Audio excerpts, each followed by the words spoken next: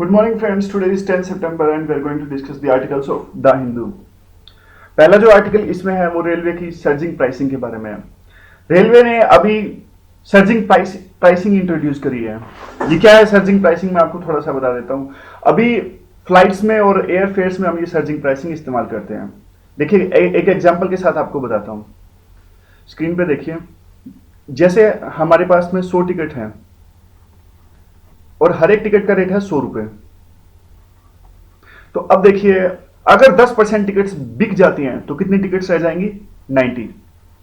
और अब 10% टिकट बिक गई तो जो पहले एक टिकट का रेट था 100 रुपी, तो क्या होएगा? 10% टिकट बिकने के बाद में अब एक टिकट का रेट हो जाएगा बढ़ के 110, यानी 10% बढ़ जाएगा। 10% टिकट बिकते ही 10% रेट बढ़ जाएगा, यानी पहले 100 से 90 हो गई। अब 10% और टिकट बिक गई तो कितने टिकट बच गई?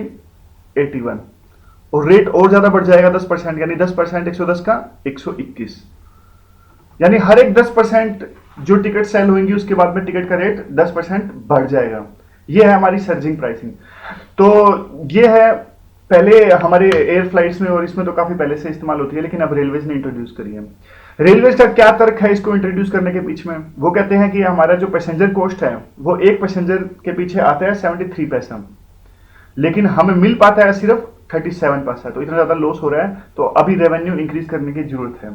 देखिए, इसमें तो कोई दो राय नहीं है। रेलवे को अगर इंफ्रास्ट्रक्चर डेवलप करना है, सेफ्टी लानी है, सर्विसेज और एमिनिटीज बढ़ानी है, तो रेवेन्यू तो उसको चाहिए ही चाहिए। तो ये एक तरीका हो सकता है। और वो कहते हैं जबकि पैसेंजर जो एयरफेयर्स हैं, यानी जो पैसेंजर ट्रेन चलती हैं, वो रेलवेज की रेवेन्यू का 13-14% है। तो एक इसमें कुछ ना कुछ करना ही पड़ेगा। ऐसा नहीं है कि वो सारा का सारा रेवेन्यू फ्लीट सेक्टर या फिर दूसरे जो अदर सोर्सेज है वहां से ले। कुछ ना कुछ तो करना ही पड़ेगा। सेंटर भी अब रेलवेज को फंड नहीं देता। Centre gives very less funds to the railways. और आपने ये भी पढ़ा होगा कि अगले साल तो रेलवे का बजट भी एक साथ इंटीग्रेट कर दिया जाएगा शायद जनरल बजट के अंदर में। और इसमें कुछ जो सर्ज प्राइसिंग इंट्रोड्यूस करी है, इसमें कुछ चैलेंजेस भी हैं। चैलेंजेस क्या है इसके अंदर, ये नेक्स्ट पेज पे डिस्कस कर लेते हैं पेन से। चैलेंजेस ये है कि देखिए, कुछ जो प्रीमियर रूट्स पर ये इंट्रोड्यूस की गई है, जैसे दिल्ली मुंबई का रूट है। दिल्ली मुंबई का रूट बहुत ज्यादा बिजी रूट है। तो अब ऐसा ना हो कि राजधानी एक्सप्रेस का किराया इतना ज्यादा बढ़ जाए कि वो फ्लाइट भी उससे सस्ती पड़ने लगे। जैसे स्पाइस जेट जैसी कई जो हमारी फ्लाइट्स हैं काफी स्कीम्स निकालती हैं, तो एक लेवल के बाद में इस पे कैप होना चाहिए। वैसे कैप है इसका 1.5 टाइम्स का कैप है इस पे। 1.5 टाइम से ज्यादा किराया नहीं बढ़ा सकते बेस फेयर से। लेकिन कुछ इन्हें देखना पड़ेगा कि एयर फेयर से ज्यादा किराया ना जाए। और दूसरा ये बात है, इतनी जल्दी किराया बढ़ना स्टार्ट हो जाएगा, यानी 10% टिकट आपकी बिकी नहीं की, आपका 10% किराया बढ़ गया। इससे तो प्रेशर जो कंज्यूमर्स हैं यानी पैसेंजर्स हैं उनमें एक मारामारी रहेगी जल्द से जल्द टिकट बुक करने की। यानी कि इनिशियल 10% में अगर टिकट बुक कर लिया जाए तो अच्छा है, अगर दूसरे 10% में करेंगे तो 10% किराया बढ़ा मिलेगा। तो एक मारामारी रहेगी, होड़ रहेगी, जल्द से जल्द टिकट बुक करें नहीं तो महंगी मिलेगी। उससे अच्छा तो ये होता कि ये तत्काल का ही स्कोप बढ़ा देते हैं। अभी तत्काल सिर्फ एक दिन पहले टिकट मिलती है, तो कम से कम थोड़ा और इसमें ठीक कर देते तो ज्यादा अच्छा रहता है। देखिए, बात यह है, रेलवेज की ना मोनोपोली है। ट्रेन के सेक्टर में ऑपरेशंस में रेलवे की मोनोपोली है। तो अब राजधानी जैसी ट्रेन हैं उसमें ये चीज इंट्रोड्यूस किया जाए तो सही है। लेकिन अगर यही चीज दूसरी जो लंबे रूट की गाड़ियां हैं उनमें जो ठीक ठाक रूट है और गरीब आदमी जिनमें ट्रेवल करता है उनमें इंट्रोड्यूस की जाए तो ये डेफिनेटली दिक्कत करने वाली बात है। अब रेलवे को रेवेन्यू तो इंक्रीज करना ही पड़ेगा, लेकिन उसे एक ऐसा तरीका खोजना पड़ेगा जो सबसे ज्यादा पेनलेस हो, जिसमें गरीब आदमी को चोट ना पहुंचे। तो ऐसा ही तरीका रेलवे को खोजना पड़ेगा। ये तो हुआ हिंदू का आर्टिकल। अब कल भी इंडियन एक्सप्रेस में कल शाम को इंग्लिश में डिस्कस किया था, कुछ अच्छे सजेशंस थे, वो डिस्कस कर लेते हैं। अच्छे सजेशंस, एक अच्छा सजेशन ये है कि अगर रेलवे किराया बढ़ा रहा है, यानी जहां ज्यादा डिमांड है, तो कम से कम वो फिर घटाए भी सही, रिड्यूस भी करे जहां लीन सीजन्स हैं। मतलब डिमांड एंड सप्लाई की बात कर रहे हो तो कम से कम घटाए भी सही, ये भी अच्छी बात है। एक, अगर आप किराया बढ़ा रहे हो तो आप सर्विसेज भी अच्छी करो। ऐसा नहीं हो कि आप वही कोकरेज वाला खाना दे रहे हो और किराया आप ज्यादा ले रहे हो। तो इसके साथ साथ आपको दोनों पैरेलल चलाने पड़ेंगे, सर्विसेज भी आपको अच्छी करनी पड़ेगी। तीसरा, ये आपको रिफंड भी टाइम पे देना पड़ेगा। ढीली ढाली अप्रोच से काम नहीं चलेगा। ऐसे तो देखिए, एक सिंपल सी नॉर्मल सी बात है, ये पेपर से थोड़ा हटके है। ये जो रिफंड का सिस्टम होता है इससे बहुत फायदा होता है। ये सिर्फ रेलवे की बात नहीं है, ये शेयर मार्केट में देख लीजिए, किसी में भी देख लीजिए आप। अगर कोई भी चीज है 10 दिनों बाद आपको आपका पैसा रिफंड करती है, तो 10 दिनों का आप ब्याज देखिए कितना होता है। ये सिर्फ आप टिकट के, एक टिकट के उस हिसाब से मत देखिए। एक टिकट अगर 2000 की है और रेलवेज के बाद में आईआरटीसी के पास में तो कितनी टिकट्स होती हैं, लाखों टिकट्स होती हैं, तो उसको 2000 से मल्टीप्लाई कीजिए तो कितना ज्यादा इंटरेस्ट हो जाता है इन पे। और ये सिर्फ रेलवे की बात नहीं है, ये किसी भी चीज में कोई कंपनी है आपका अगर रिफंड डिले करती है, कोई भी दूसरी कंपनी, तो एक इसमें बहुत फायदा होता है उनको, इसलिए वो जानबूझकर रिफंड डिले से करते हैं। चलो छोड़िए। चौथा है हमारा क्रॉस सब्सिडाइजेशन का। क्रॉस सब्सिडाइजेशन क्या होता है, मैं आपको थोड़ा सा एग्जांपल दे देता हूँ। देखिए रेलवे कई सारे ऑपरेशन चलाती है, जैसे हॉस्पिटल्स भी चलाती है अभी फिलहाल, लेकिन बात चल रही है कि हॉस्पिटल्स बंद कर दिया जाए। और रेलवे फ्रीट सेक्टर यानी मालवाहक मालगाड़ियां जो होती हैं, एक रेलवे पैसेंजर्स भी चलाती हैं। अब देखिए पैसेंजर में तो इनको लॉस होता है और फ्रीट सेक्टर में इनको फायदा होता है। तो ये क्या करती हैं, जो फ्रीट सेक्टर यानी मालगाड़ियों की जो अर्निंग है वो इन्वेस्ट करती हैं पैसेंजर गाड़ियों का लॉस को पूरा करने के लिए। तो इससे क्या होता है, नुकसान होता है। कैसे? फ्रीट सेक्टर में आपकी अर्निंग हुई, अगर वही अर्निंग आप फ्रीट सेक्टर को डेवलप करने में लगाते, लाइनें और ज्यादा अच्छी, और ज्यादा मालगाड़ियां चलाते, तो और ज्यादा फायदा होता है यहाँ पे। लेकिन ये क्या करते हैं, यहाँ का फायदा यहाँ के लॉस में लगा देते हैं। तो क्या हुआ, यहाँ तो कुछ फायदा पहले ही नहीं हो रहा था, बस लॉस को पूरा हो रहा है, और यहाँ अब पहले से कम होना स्टार्ट हो गया। तो ये क्रॉस सब्सिडाइजेशन कहते हैं, एक सेक्शन की अर्निंग को दूसरे सेक्टर में लगाना, यानी दूसरे सेक्टर में सब्सिडी के रूप में लगाना। रेलवे को ये भी बंद करना चाहिए। और दूसरा, नॉन प्रीमियम रूट्स पर चलानी चाहिए। मतलब इंडियन एक्सप्रेस का ये है, द हिंदू और ये कॉन्ट्राडिक्ट कर रहे हैं। द हिंदू कह रहा है कि नॉन प्रीमियम रूट्स पर नहीं चलानी चाहिए क्योंकि वहां पे गरीब आदमी ट्रेवल करता है, और ये कह रहे हैं कि नॉन प्रीमियम रूट्स पर भी आल्सो चलानी चाहिए। एक जो रिस्ट्रक्चरिंग ऑफ रेलवे फाइनेंस है वो भी होनी चाहिए। और दूसरा हमारा है लास्ट जो इसका है, देखिए रेलवेज को ये अपने हॉस्पिटल जैसे ये सोशल सेक्टर इनिशिएटिव्स हैं ये बंद करने चाहिए। ये क्यों बंद करने चाहिए? क्योंकि इनमें रेलवेज की एक्सपर्टीज नहीं है, बिल्कुल भी एक्सपर्टीज नहीं है, तो अच्छे से मैनेज कर नहीं पाते। तो एक लेवल के बाद में यहाँ पे लॉस हो जाता है, फंड्स का लॉस हो जाता है, क्योंकि अच्छे से मैनेज नहीं कर पाते, तो लीकेज हो जाती है बहुत ज्यादा। अब रेलवे को बहुत ज्यादा कंपटीशन मिल रहा है रोड सेक्टर से, यानी मालगाड़ियों को कंपटीशन मिल रहा है रोड सेक्टर से, और इवन एयरफेयर से भी, फ्लाइट से भी कंपटीशन मिल रहा है, वहां भी बहुत ज्यादा कम है रेट्स फिलहाल। और देखिए अब रेलवे को रिस्पॉन्ड करना ही पड़ेगा, क्योंकि कंपटीशन जो है वो बढ़ता जा रहा है, और कंपटीशन से एक लेवल के बाद एफिशिएंसी भी आती है। अब देखिए रेलवे ने ये इंट्रोड्यूस किया, और काफी कंपटीशन होने के बाद में ये इंट्रोड्यूस किया। तो ठीक है, ये आर्टिकल था रेलवेज का, ठीक ठाक आर्टिकल था। अगर रेलवे क्वेश्चन आता है तो कई सारे पॉइंट्स हम इससे आर्टिकल के यूज करके लिख सकते हैं। अब नॉर्थ कोरिया पे क्वेश्चन है। नॉर्थ कोरिया ने क्या किया, न्यूक्लियर बॉम्ब टेस्ट किया, और 10 किलोटन से कम का ये न्यूक्लियर टेस्ट था, यानी इसकी इंटेंसिटी थोड़ी सी कम थी जो न्यूक्लियर बम अमेरिका ने हिरोशिमा में गिराया था। अब इस न्यूक्लियर टेस्ट के बाद में पूरे का पूरे रीजन में एक खलबली मच गई है।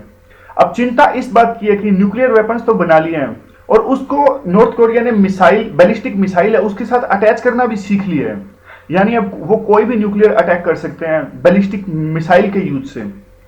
देखिए अभी तक उन्होंने 5 बार न्यूक्लियर टेस्ट किया। 5 बार किया। सबसे पहले उन्होंने न्यूक्लियर टेस्ट किया था 2006 में, उसके बाद तो 9 में, 13 में, और इस साल में 2 बार उन्होंने टेस्ट किया है। और हर बार उनकी इंटेंसिटी है वो इंक्रीज ही होती जा रही है, यानी वो और ज्यादा घातक न्यूक्लियर बम टेस्ट करते जा रहे हैं। बैलिस्टिक जो मिसाइल है उसके साथ भी उन्होंने टेस्ट करना सीख लिया, जैसे मैंने अभी आपको बताया। अब क्या होता है, जब भी न्यूक्लियर टेस्ट करता है नॉर्थ कोरिया, तो क्या करता है यूएसए या फिर यूएन एक सैंक्शंस लगा देता है इन पर।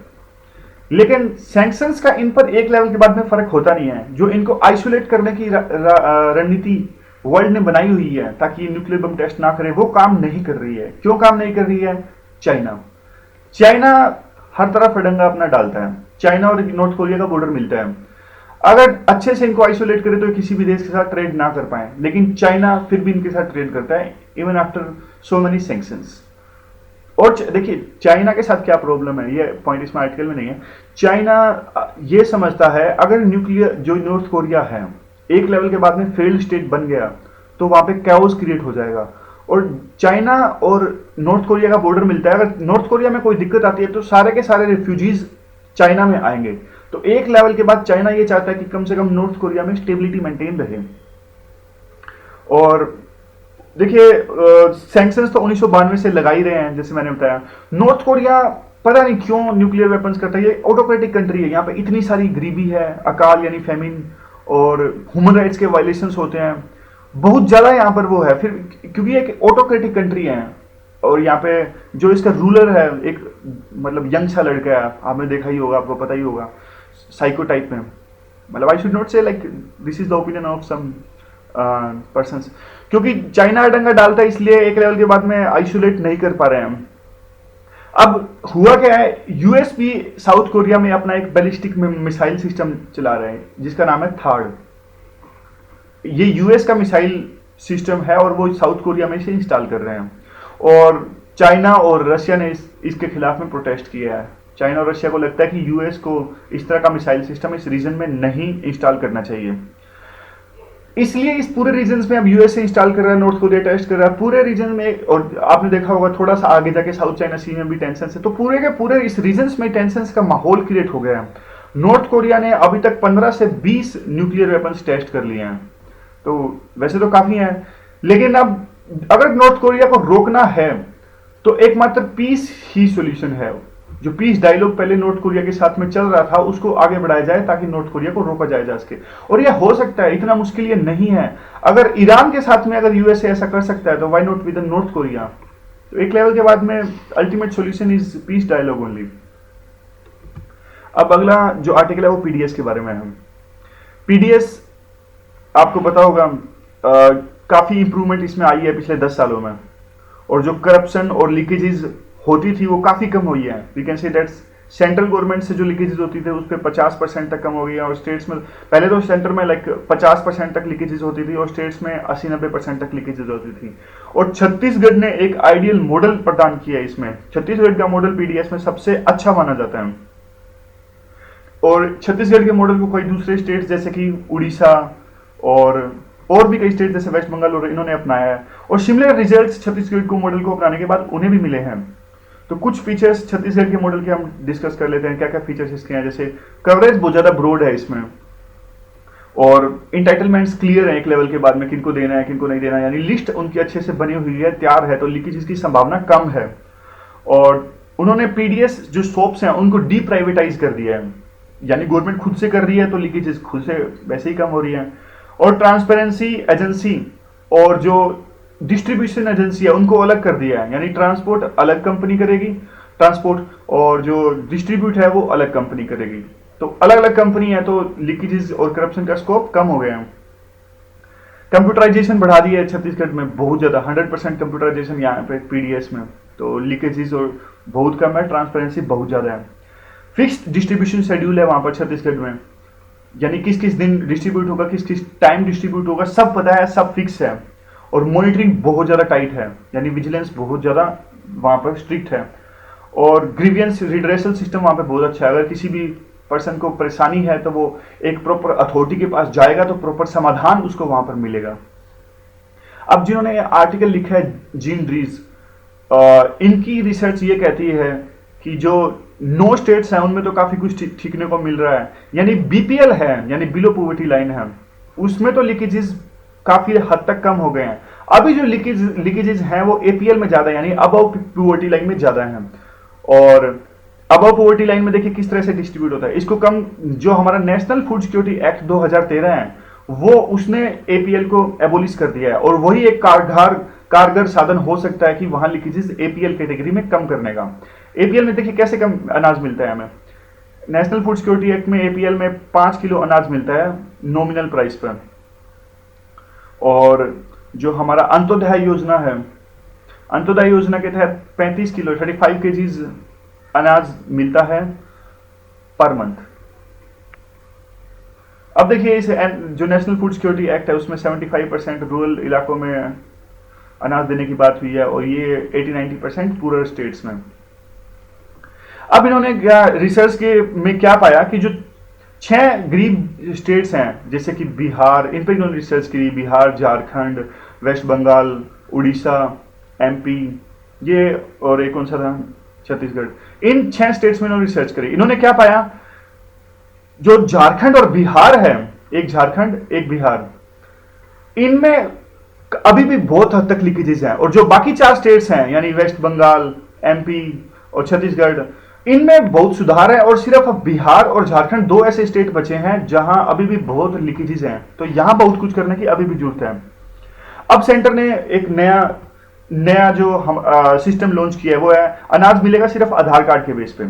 आधार कार्ड के बेस में क्या होगा, जो हमारी फेयर शॉप्स होती हैं वहां पे पॉइंट ऑफ सेल सिस्टम होएगा, यानी बायोमेट्रिक लगे होंगे वहां पे, और जो इंटाइटल्ड पर्सन होएगा वो अपने बायोमेट्रिक का यूज करेगा और इससे उनको उसके बाद अनाज मिलेगा। तो इससे नुकसान क्या हो रहा है कि बहुत सारे लोग इससे अब एक्सक्लूड हो रहे हैं, यानी ये मशीनें ठीक से काम नहीं करती। हम इस आर्टिकल में अब डिस्कस करते हैं, तो एक्सक्लूजन बहुत ज्यादा है। इस सिस्टम की कुछ खामियां हम डिस्कस कर लेते हैं। जो आधार कार्ड और बायोमेट्रिक सिस्टम लगाया इसकी खामियां क्या है। एक तो कई बार पॉइंट ऑफ सेल जो मशीन होती है जिसे स्कैन करते हैं वो काम नहीं करती। दूसरा है बायोमेट्रिक मशीन कई बार जो फिंगरप्रिंट्स वगैरह लेती है वो काम नहीं करती। इंटरनेट कनेक्शन कई बार होता नहीं है, और उसके बाद रिमोट सर्वर कई बार काम करते नहीं है यहाँ पर, और मोबाइल नेटवर्क की इसकी भी दिक्कत होती है। और कई बार तो आधार कार्ड ही नहीं होता इंटाइटल पर्सन के पास में, बना ही नहीं है अभी तक बहुत सारे एरियाज में। तो एक इन तरह की दिक्कतें आती हैं। और देखिए रूरल इंडिया के लिए टेक्नोलॉजी अगर नहीं है तो वो बहुत ज्यादा इनजस्टिस है। क्योंकि देखिए अगर आप ये लाइफ जैसी चीजें हैं, अब ये पीडीएस है, you can see that one can't survive without the PDS in some areas. तो यहां पर आप टेक्नोलॉजी थोप रहे हो और वहां टेक्नोलॉजी काम नहीं कर रही है, तो ये तो ग्रेव ह्यूमन राइट्स का वायलेशन है, यू कैन से दैट। अब इंटरनेट और नेटवर्क फेलियर पे अगर लाइफ सर्वाइव करने लगे, अगर यानी इंटरनेट काम किया तो अनाज मिलेगा खाने के लिए, नहीं तो नहीं मिलेगा, तो ये कम से कम अच्छा नहीं है। तो कुछ और ऐसे एग्जांपल्स है जिससे ये राइटर समझाते हैं। राजस्थान का उन्होंने एग्जांपल दिया। राजस्थान में आधार कार्ड और ये दूसरे जो सिस्टम है ये लॉन्च किए गए थे। तो ये लॉन्च करने के बाद में राजस्थान में इस सिस्टम से सिर्फ 61% ही वो एलोकेट कर पाए और बाकी का वो नहीं कर पाए। बाकी का एलोकेट करने के लिए उन्हें फिर से रजिस्टर सिस्टम का सहारा लेना पड़ेगा, यानी रजिस्टर में पेन से एंट्री। तो अगर रजिस्टर से ही परमिसिबल है तो फिर जरूरत क्या है उस टेक्नोलॉजी की। इवन झारखंड में तो एक बहुत ही मतलब अजूबा सा केस है। झारखंड में क्या हुआ, रांची में इन्होंने लॉन्च किया तो 50% ही ये एलोकेट कर पाए, क्योंकि बाकियों के पास या तो आधार कार्ड नहीं था या टेक्नोलॉजी अच्छी नहीं थी। तो अब क्या है, जिनको नहीं मिला, अब वहां तो ये भी नहीं पता कि रजिस्टर से वो बाकी जो 50% कर रहे हैं कि नहीं कर पा रहे हैं, और बाकी या फिर 50% डीलर ही खा जाता है। तो इसीलिए झारखंड और बिहार 2 ऐसे स्टेट्स हैं जहां करप्शन और लीकेजेस बहुत ज्यादा है, क्योंकि वहां लोगों को पता ही नहीं है। उनको यूं लगता है कि आधार कार्ड नहीं है तो नहीं मिलेगा, उनको यही नहीं पता कि रजिस्टर से मिल सकता है। तो देखिए यही तो प्रॉब्लम है। अगर दोनों से आप परमिसिबल कर देते हो तो ये डीलर पे ही डिपेंड हो जाएगा। डीलर की मर्जी है वो इन्फॉर्मेशन दे या ना दे। डीलर चाहे तो करप्शन कर सकता है, वो किसी को बताएगा ही नहीं रजिस्टर से भी परमिसिबल है। और आधार कार्ड में और भी झारखंड में इन्होंने और भी रिसर्च करी तो इनको क्या मिला, कई जगह तो महीनों से अनाज नहीं मिला है, और आधार कार्ड बहुतों लोगों के पास में नहीं है, बायोमेट्रिक सिस्टम काम नहीं कर रहे हैं, और पीएस मशीन जो पॉइंट ऑफ सेल मशीन है वहां भी एरर आ रही है। तो इस तरह की दिक्कतें हैं। और भी जो जिन लोगों को अनाज मिलता है उनको भी काफी दिक्कतों का सामना करना पड़ता है। कैसे, उनको कई कई चक्कर पीडीएस शॉप पर लगाने पड़ते हैं, क्योंकि मशीन ने पहले एरर मैसेज दिखाया था, क्या पता अभी काम कर जाए इस उम्मीद में कि अनाज मिल जाए। और वो क्या करते हैं, बच्चों की भी छुट्टी करवा देते हैं स्कूल में। ये देखने को मिलता है, बच्चे उनका लक ट्राई करवाने के लिए, हो सकता है छोटा बच्चा है ये अनाज लेने जाए, तो जब ये अनाज लेने जाए तो क्या पता मशीन अच्छे से काम कर ले। गांव में ऐसी बातें होती हैं, आप मानेंगे नहीं लेकिन होता है, ये छोटे बच्चों से अभी भी ट्राई करवाते हैं। आधार से प्रॉब्लम्स क्या हैं, आधार से बहुत सारी प्रॉब्लम्स हैं। इवन सुप्रीम कोर्ट ने भी साफ साफ कहा था कि कोई भी अगर आप स्कीम चलाते हैं तो आधार कार्ड आप इंपोज नहीं कर सकते, लेकिन फिर भी सेंट्रल गवर्नमेंट आधार कार्ड के पीछे लगी हुई है। आधार कार्ड का उल्लंघन, मतलब सुप्रीम कोर्ट की गाइड्स का उल्लंघन कर रही है और आधार कार्ड के पीछे लगी हुई है। सेंटर बार बार कहता है कि आधार कार्ड से इतना फायदा हुआ, इतना फायदा हुआ, लेकिन वो एक एविडेंस बेस्ड अप्रोच नहीं अपनाते, मतलब सबूत के साथ चीजें प्रेजेंट नहीं करते। और दूसरा देखिए, 2 तरह का स्कैम होता है यहाँ पर जो पीडीएस में है। 2 तरह का कौन सा स्कैम होता है, एक तो होता है क्वांटिटी बेस्ड स्कैम, यानी जो पीडीएस की क्वांटिटी होती है वही कम कर दें, डीलर खा जाए। एक होता है आइडेंटिटी बेस्ड। अब राइटर के हिसाब से आइडेंटिटी बेस्ड स्कैम कैसे होता है, बोगस राशन कार्ड्स, मतलब गोश्त राशन कार्ड्स मरे हुए लोगों का बनवा लेते हैं या फिर फर्जी बनवा लेते हैं। अब इस तरह का स्कैम काफी कम हो गया है, काफी ट्रांसपेरेंसी इस लेवल में है। अब क्वांटिटी बेस्ड स्कैम जो होता है वो अभी भी होता है, यानी कम अनाज दे दिया, 1 किलो से कम दे दिया और जो कईयों को दिया ही नहीं, ये स्कैम अभी भी हो रहा है। और जो ये आधार कार्ड या बायोमेट्रिक हैं, ये स्कैम नहीं रोक पाएगा ये सिस्टम, जो क्वांटिटी बेस्ड स्कैम है। तो इस तरफ सरकार को कुछ चीजें अपनानी पड़ेंगी ताकि इस तरह का स्कैम रुक जाए। और बाकी तो यही है कि सरकार को हमेशा कहती है एविडेंस बेस्ड अप्रोच हमने अपनाई है, लेकिन असली जब ये एक्टिविस्ट और जर्नलिस्ट लोग एविडेंस ला के देते हैं, जैसे अब जीन ड्रीज ने रिसर्च दी झारखंड में, तब वो इग्नोर करने लगते हैं इन सब चीजों को और एक अपनी बात ही सामने रखते हैं जनता के सामने। तो ये था आज का आर्टिकल्स। आज 3 ही आर्टिकल्स इंपॉर्टेंट है। और कल में क्वेश्चन पूछा गया था आपसे किसके रिगार्डिंग, वो साउथ एशियन रीजन्स को कैसे इंटीग्रेट किया जाए, कुछ